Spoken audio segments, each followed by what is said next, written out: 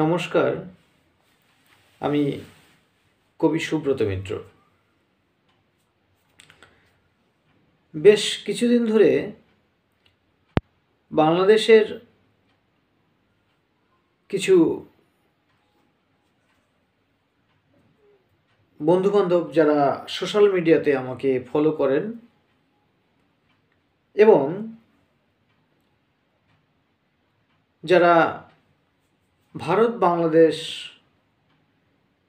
যৌথ পরিবারের বাংলাদেশের শাখার কিছু সদস্য রয়েছেন, তাদের মারফত বাংলাদেশের বেশ কিছু অপ্রীতিকর ঘটনার চিত্র আমাদের সামনে চলে আসছে এবং ইতিমধ্যেই আমরা ভারতের নাগরিকেরাও টেলিভিশনের পর্দায় বেশ কিছু অপ্রীতিকর ঘটনা দেখছি, যা আমাদের ভারতে বিশেষ করে পশ্চিমবঙ্গ রাজ্যের নাগরিকদের অত্যন্ত চিন্তিত করে তুলছে। আচ্ছা, তাহলে বিষয়টা হলোটা কি? হঠাৎ বাংলাদেশে হলোটা কি? আমি একটু খণ্ডচিত্র দেখানোর চেষ্টা করছি, কি কি চিত্র সেখানকার দেখা যাচ্ছে সম্প্রতি।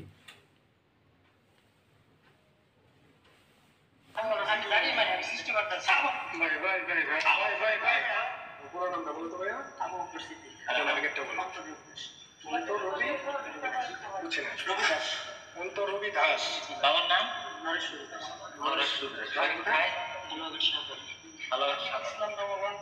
সাথে আমার সম্পর্ক 2022 সাল থেকে সম্পর্ক পরে মনে করে যে সে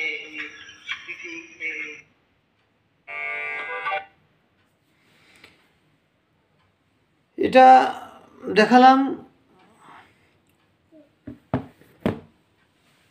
ধর্ম কিভাবে রূপান্তরিত করে ফেলা হচ্ছে সনাতনীদের, সনাতন ধর্মাবলম্বী অর্থাৎ হিন্দু সম্প্রদায়ের মানুষদেরকে কিভাবে জোরপূর্বক ধর্ম রূপান্তরিত হতে হচ্ছে। বেশ কিছু চিত্র বেশ কিছু চিত্র আমাদের কাছে আসছে, যা অত্যন্ত চিন্তার বিষয়,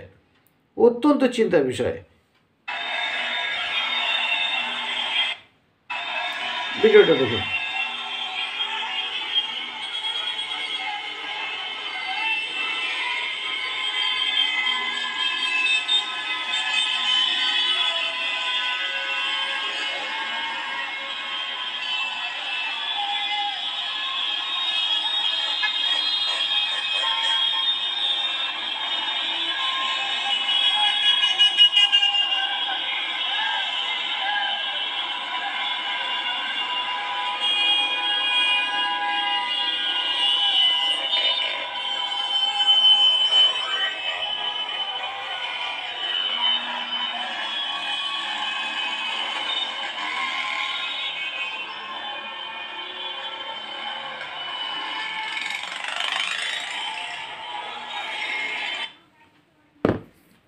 আশা করি বুঝতে অসুবিধা হচ্ছে না সেখানকার পরিস্থিতি।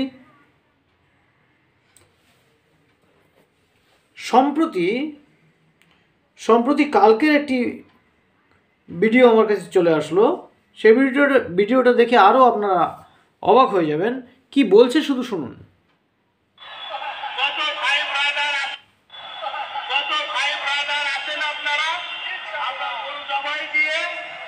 হিন্দুত্ববাদের বিরুদ্ধে গরু জবাই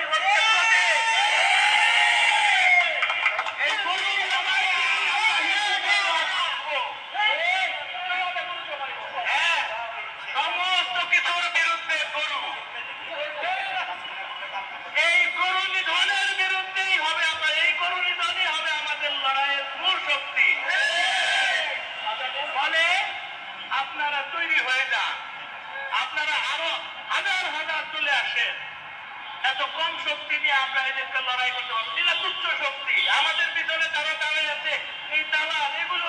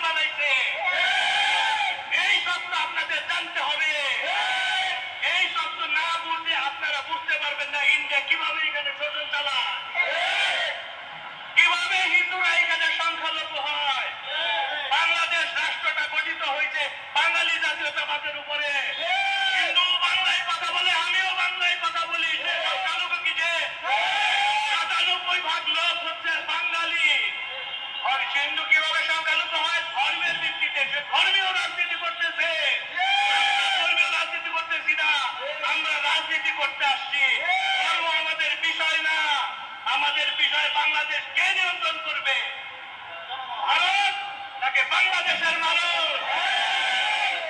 তো এই লড়াই কেবল শুরু। এই লড়াই অনেক বিস্তৃত হবে, অনেক বড় হবে। আপনারা সবাই সাথে থাকবেন, আমরা এই লড়াই অবশ্যই জিতব। ভালো থাকবেন, আর কালকে অবশ্যই 4টার মধ্যে আপনারা চলে আসবেন। এইখানে এইখানে চলে আসবেন আপনারা সবাই, এবং আমরা গরু নিয়ে মিছিল করব,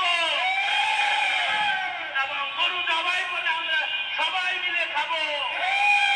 তারেও আমরা খাবার পাঠাবো, আমরা প্রথম আলোতেও খাবার পাঠাবো। যদি না খায় এইটা আমরা দেখবো। ইনকিলাব, ইনকিলাব, ইনকিলাব, ইনকিলাব।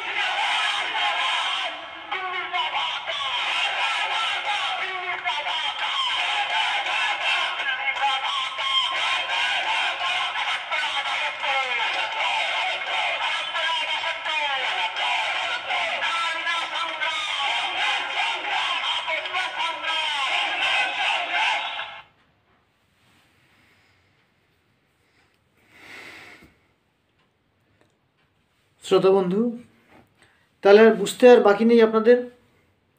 এখন বিষয়টা হচ্ছে এই যে যারা এই গোমাংস নিয়ে এত লাফালাফি মাতামাতি করছে এবং ভারতের প্রসঙ্গ তুলে ধরছে, আরও বেশ কিছু কথাবার্তা বলছে, এরা কি 71 সালকে ভুলে গেল? এরা কি সেই 1948-52 সাল আলী জিন্নাহ, শেখ মুজিবুর রহমানের মৃত্যুর ইতিহাস,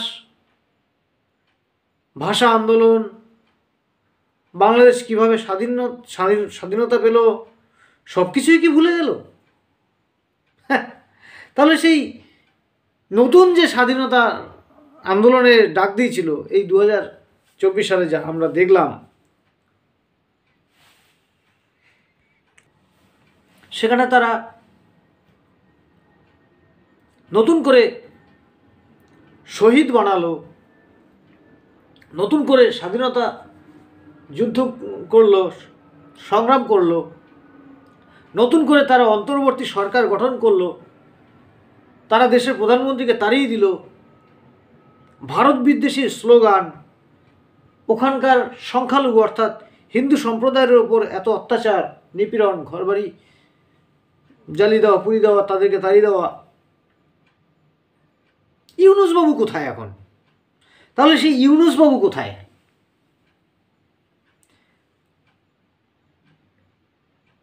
নাকি পাকিস্তানের বা অন্য কোনো দেশের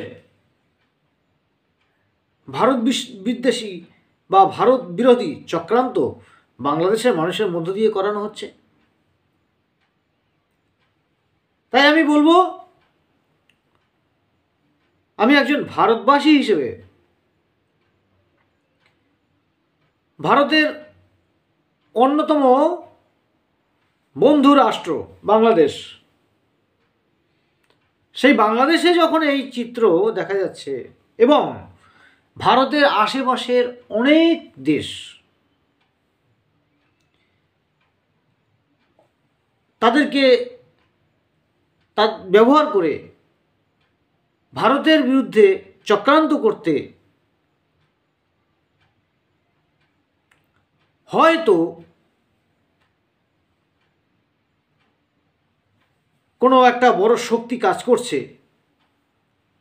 তাই এই মর্মে এই পরিস্থিতিতে আমাদের সমস্ত ভারতবাসীকে অত্যন্ত সচেতন হতে হবে। এমনকি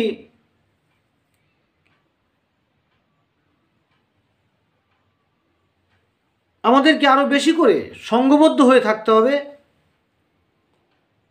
আর ভারত সরকারকে বলবো, অত্যন্ত দ্রুততার সহিত বাংলাদেশের এই বিষয়টি, অর্থাৎ হিন্দু সম্প্রদায়ের মানুষদের ওপরে যে অত্যাচার, যে নিপীড়ন চলছে, তা অতি সত্বর বন্ধ হোক, এটাই বলতে এসেছিলাম।